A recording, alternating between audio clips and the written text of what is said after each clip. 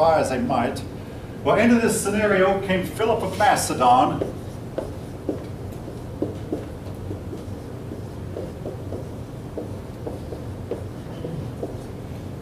Philip of Macedon came down with his armies. Now the Macedonians were looked down on by the Greeks as being lesser. Oh yeah, they're Greek like us, but they're not as Greek as we are. In fact, they're distant relatives to us. They worshiped the same gods, but they were somewhat looked down on as being barbaric. But anyway, Philip of Macedon came down and conquered the Greek city-states. And one of the reasons he was able to conquer, and this is one thing that turned people into democracy, when he came down, half of the Greeks said, we wish he'd come down because we'd have more peace under him. We have under fighting among ourselves all the time.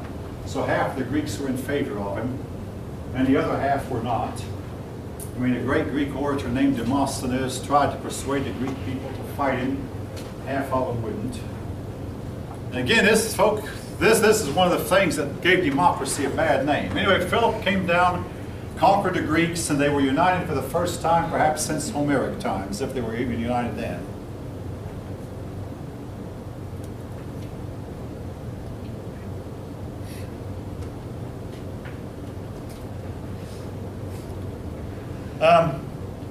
Philip then had plans to conquer Persia.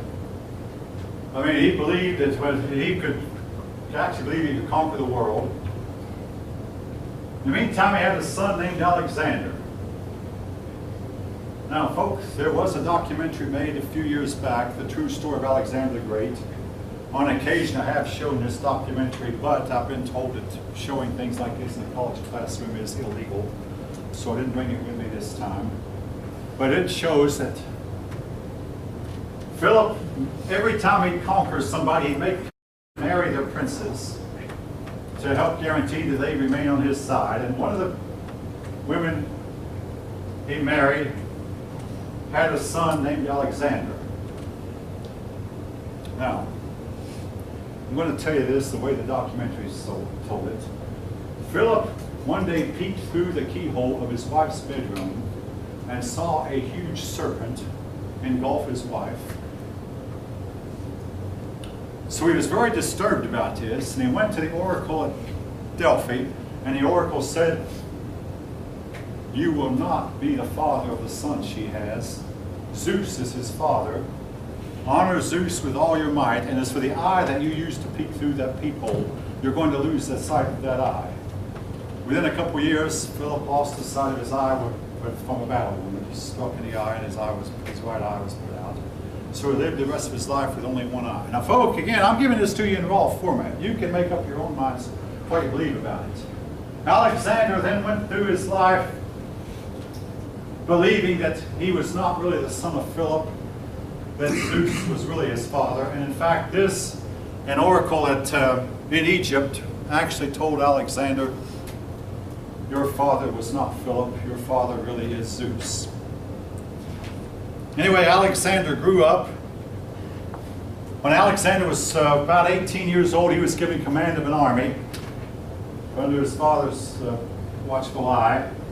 And Alexander helped his father defeat a Greek force. But again, here was a problem with it.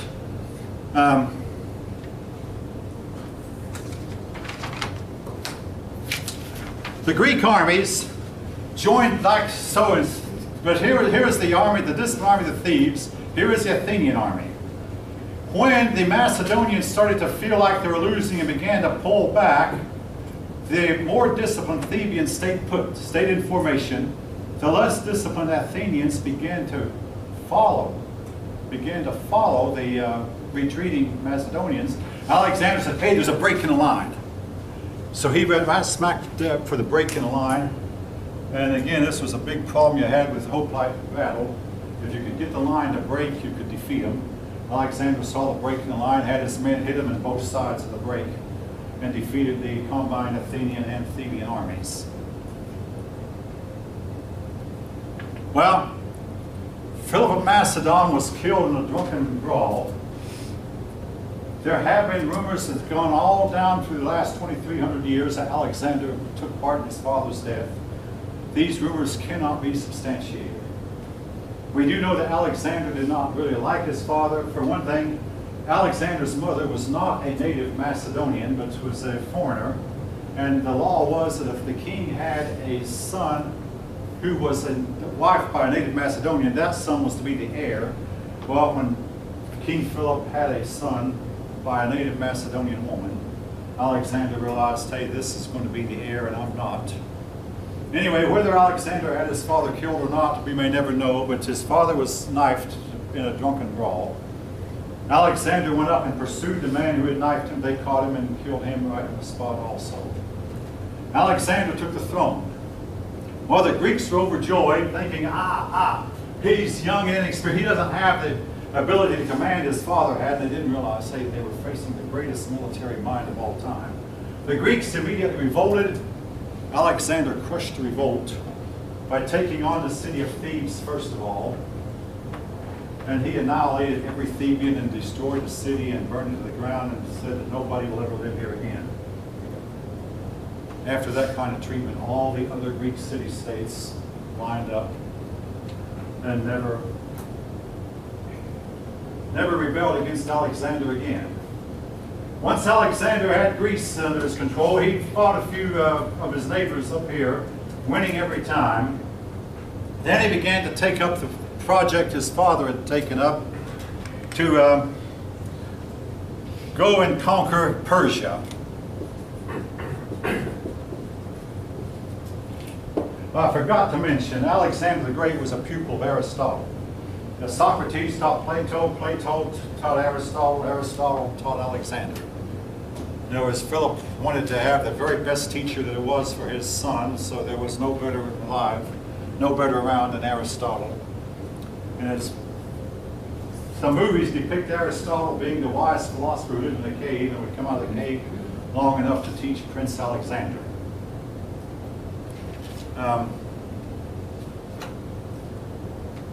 There are other stories. I mean, it's been said every Macedonian is an expert on Alexander the Great.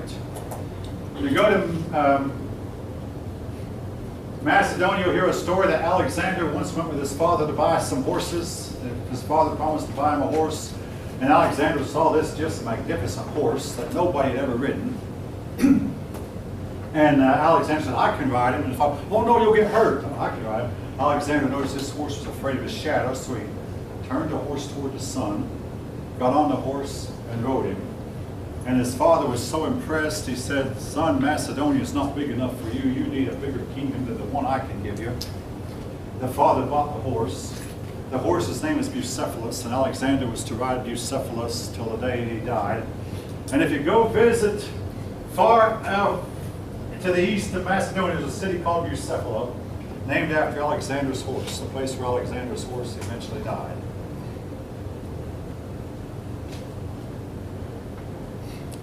All right, Alexander then proceeded to conquer. He crossed over here and from Macedonia into Asia Minor. His opponent was Darius III. The Persian king Darius. And they fought several battles with Alexander winning every time. Now, folk, when I say Alexander, when Alexander did something that generals simply have never done before, hardly or ever since. When it came time for the battle, he didn't stand on the sidelines and watch. He went into battle with his army behind him and himself, all by himself, out in front. So that when the enemy engaged, he was the first person to engage the enemy. Then his troops come on behind him and engage behind him. But he went to the front of the battle, and except in India, he never was wounded, never was hurt.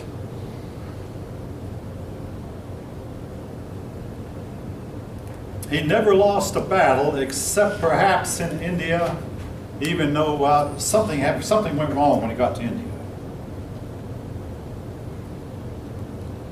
He met Darius. He chased Darius all the way through much of Persia. He went to Tyre, and they did something that wasn't to be done for another 2,300 years. When he sent some ambassadors to Tyre, the people of Tyre killed his ambassadors. They said, oh, we're safe out here on this island in the sea. Alexander then proceeded to build a causeway all the way from the mainland, and the seemingly Herculean feat on the public. He built a causeway to the city of Tyre, and then destroyed Tyre, burnt down its walls in vengeance for them killing ambassadors. You know, it said that that hadn't been done. Ambassadors usually have diplomatic immunity, even Adolf Hitler respected that. Only in recent times, where the Iranians took 52 American ambassadors as hostage, only in recent times have ambassadors been killed while doing the duty on foreign soil. Under Jimmy Carter, we had an ambassador killed, and we had an ambassador killed recently. But most of the time, ambassadors are considered safe because they have what's called diplomatic immunity. When conditions break down, they just send the ambassador home. Anyway, Alexander destroyed the city of Tyre, and then went on his way to Egypt. He passed through Israel, and he told the people of Israel, the Jews, that you must worship me. The Jews refused, so he said you must be conquered. But then some Jewish rabbis went out with a scroll, and they opened it to the prophet Daniel, and they said, look here, it's not because we disrespect you that we just don't worship any God but our own God, but it was foretold 300 years ago that you'd conquer. And here it is. Here's a passage from Daniel that says you're going to come through, and it said you're going to conquer the Persian Empire, and you're going to also conquer Egypt. Alexander was so impressed with the Jews, he exempted them from worshiping him. And Alexander then passed through the Jewish land in peace. Went on to Egypt, conquered Egypt, and took the title of Pharaoh. But while in Egypt, he visited an oracle all by himself. I mean, he left his army, went to visit an oracle deep in the desert. And the oracle told him, everybody who killed your father Philip is dead, but don't worry, Philip is not your father anyway. Your father is Zeus. So Alexander took the title of Zeus Antipater. In other words, son of Zeus, Alexander, son of Zeus.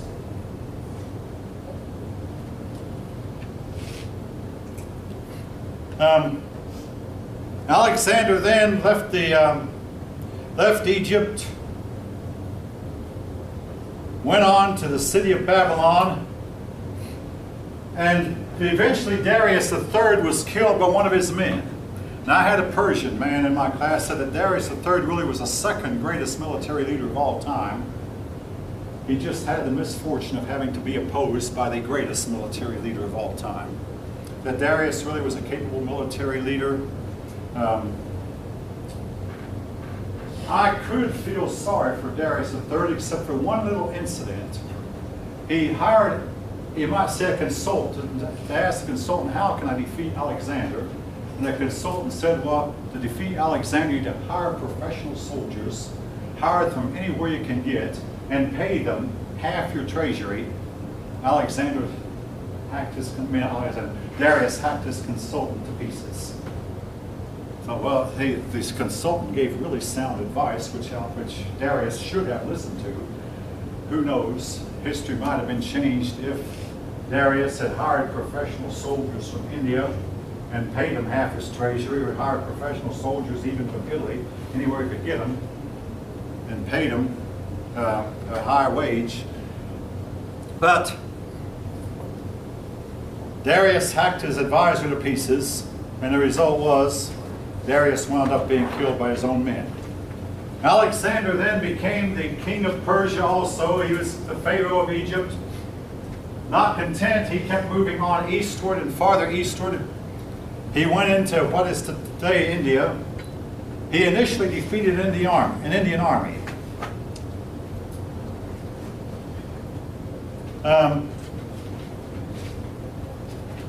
Your book says, and this is standard history, that after he initially defeated an Indian army and being wounded, your book doesn't mention he was wounded by an Indian arrow, his troops simply said, no, we're not going to march any farther, we're through. I have wondered, though, recently, particularly after some I read recently, if the troops were not spooked because of some weaponry that the Indians had that Alexander had never run into before. Be that what it may, Alexander, it was said he cried when he realized his army would not help him conquer any more worlds. He began to march back to his homeland, but he in the city of Babylon, at the age of 34, may have been 32. Anyway, he died.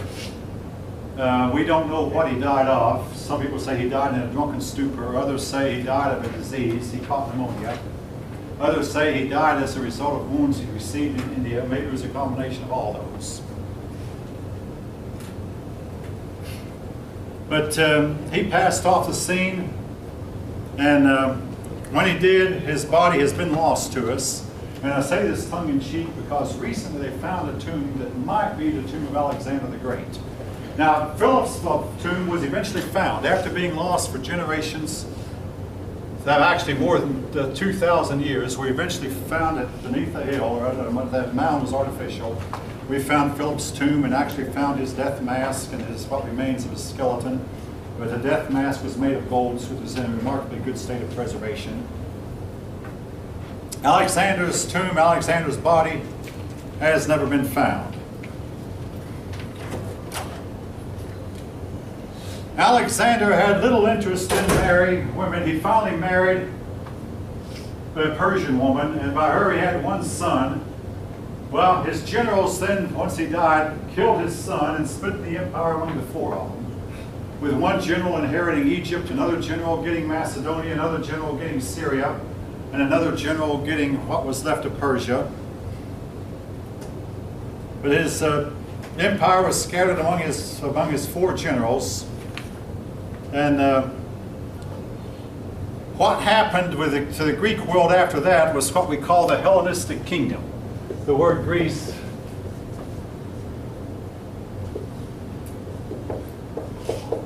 actually not kingdom, but Hellenistic world. When Alexander gave way, his empire gave way to the Hellenistic world.